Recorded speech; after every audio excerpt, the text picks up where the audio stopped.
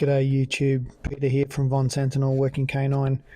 Today we're working on some box drills with the dogs.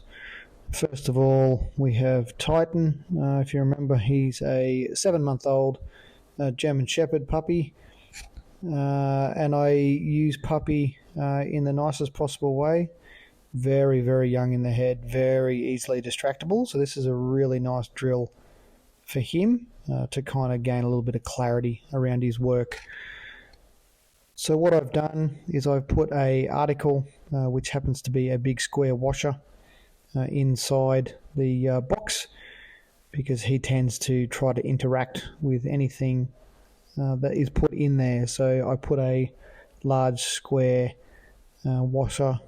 It's made of steel so that he can't move the article at all. Food was in there. As you can see there, I was a little bit slow in refilling the box for him to keep his head inside there. So my bad. I'm not going to punish him for it. So applying a little bit of leash pressure here. Just try and pull him out of the box. Start off nice and small. Don't go crazy with it.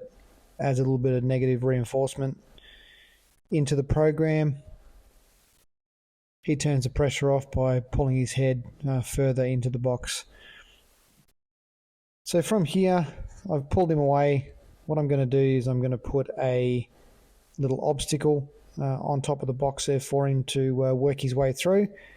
Put some food in there to entice him into the box. First time he's done this, and get him to dive straight in to reap the reward of pushing through that obstacle. And obviously as he gets older and a little more experienced, the obstacles will become greater and greater. See if he can figure his way into the box without any fear, without any anxiety. So this dog shows a little bit of anxiety around. He's a reactive dog, can be quite aggressive as well. That reactivity switches to aggression fairly quickly, especially if the stimulus is a lot closer. Pulls himself out of the box there. I'm going to help him a little bit just to reinforce that, pushing your head into the box, keep him in there. Gradually over the next week or so, we'll do probably 7 or 8 sessions of this. I'll add some distractions into there as well. Because he's so easily distracted, we won't move out of this garage space until he's absolutely rock solid in there. We'll start removing a lot of the food from the beginning. We'll teach him that he's to keep his head in the box. If he sniffs where the article is, then he obviously gets paid for it. This will also transfer over to his tracking, although I'm going with a little bit of a different methodology, which I'll explain at a later date for this dog. So here I'm just removing the article, so he associates the article being in the box with an open restaurant. And if the article's not in there, then he goes without. So this is Ronan. Ronan's a lot more experienced with the box, and teach him to push through some of the obstacles. As you can see, he's a Rottweiler. Nothing gets in the way of him and his tucker or food. There's nothing there that's going to worry him too much. I end up pushing the aluminium case and the other obstacle, which is just a little bit of foam insert. I end up pushing that out of the way just to see if I can create a little bit of noise to spook him out of the box. But as you can see, he doesn't care. Quite a hungry lad. Doesn't mind his food, as you can see. Again, I'll just apply a little bit of negative reinforcement into the schedule just to make him work a little bit harder to get in there. You'll notice that his tail's tucked. That's not a fear-based response. He's just covering his ass to make sure nothing comes from behind. Quite a nice dog. Understands the procedure and the game in this really quite well. I haven't progressed him as much as what I probably should have. However, now that we're doing 4 dogs to show everyone different stages of the dog's development, then we'll continue to do a little bit more. And then we pull him out of the box and put him away.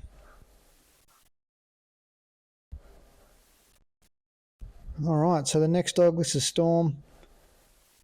Storm's also a Rottweiler. She's only 3. As you can see, she was a little bit tentative with the obstacle. She's never seen that before. Bit unsure about it, but we'll add to that over the next few days and she won't have any issues at all. So this bitch, I can apply a fair bit of pressure on this collar and she won't come out. Again, being a Rottweiler, she likes her dinner. And she's not going to miss out. Again, you'll see the tail tucked, not a fear-based response. She's quite happy keeping her head in the box, and I actually apply a fair bit of pressure to try and get her out of the box. Why do I use it? Well, the dogs that are anxious, it helps to make them stronger. It makes them understand that they can put their head inside this object, not be able to see on the outside, and still survive. They're not going to die. They soon learn that everything's A-okay. Put a bit of trust in the handler.